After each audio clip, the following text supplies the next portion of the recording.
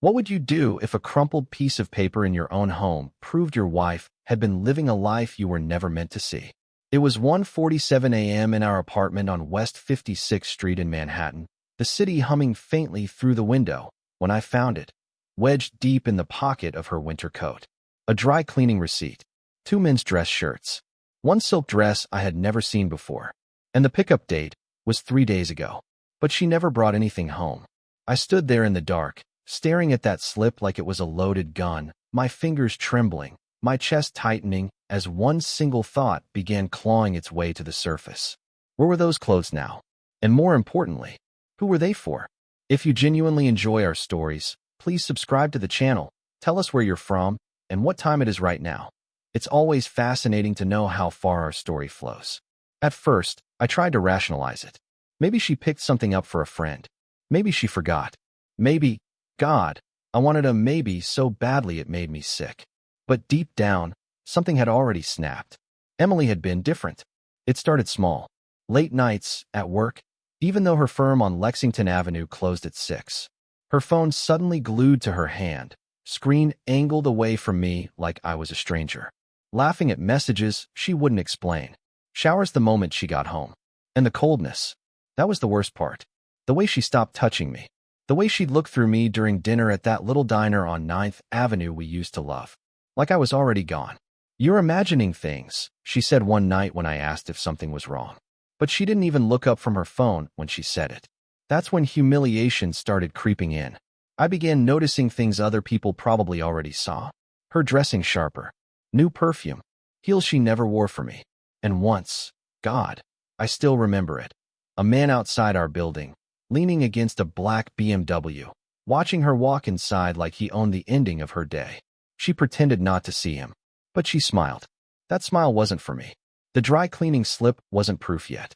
It was a door, and I opened it. The next few days, I became someone I didn't recognize. Quiet, observant, calculated. I checked our credit card statements. There it was. A boutique hotel in Soho. Twice in 1 week. No business meetings. No explanations. Just charges. I started leaving work early, parking across the street from her office on Lexington, watching. The first time I saw them together, it felt like being buried alive. He was taller than me. Cleaner. Confident in that effortless, arrogant way. He touched the small of her back like it belonged to him. And she leaned into it. Like she had been waiting all day. I didn't confront her. Not yet. Because something inside me had shifted. Pain turned into something colder. Something patient. That night, she came home at 10:30 p.m. Long day, I asked. She sighed dramatically, dropping her bag. "You have no idea." I nodded. "Oh, I think I do." But I smiled instead. That was the night I stopped being her husband and started becoming her ending. Over the next 2 weeks, I gathered everything. Photos, videos, receipts. I hired a private investigator based in Queens. Cost me more than I wanted, but what he brought back. Hotel room entries. Timestamped footage. Names. His name was Daniel Mercer. Married. Of course he was. That made it better. Or worse. I wasn't sure anymore. Emily grew bolder. Colder. Crueler. "You're distant lately," she snapped one evening. "If something's wrong, say it." I almost laughed. The irony nearly choked me. "Instead," I said, "just work stress." She rolled her eyes. "Well, don't bring it home. Don't bring it home." That's when I knew she thought she had already won. That I was too blind. Too weak. Too broken to fight back. She had no idea what I was building.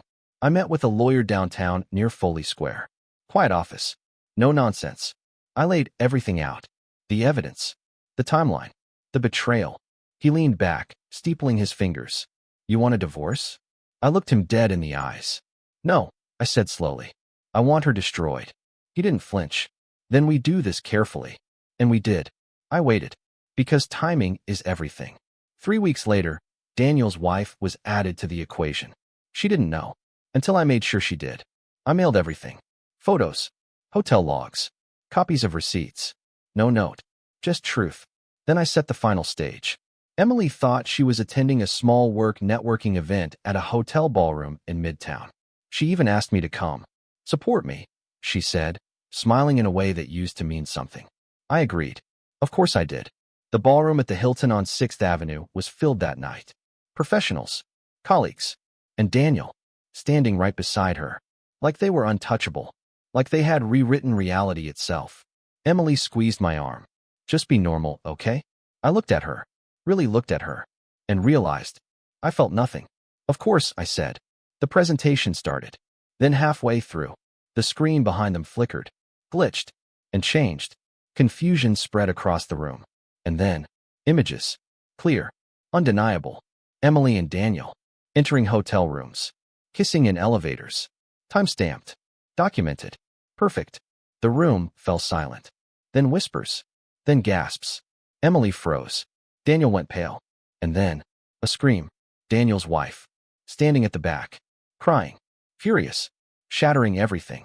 Emily turned to me, her face collapsing. What is this? I leaned in, my voice calm. This is the truth, I said. Her career ended that night. So did her reputation. So did everything she thought she controlled.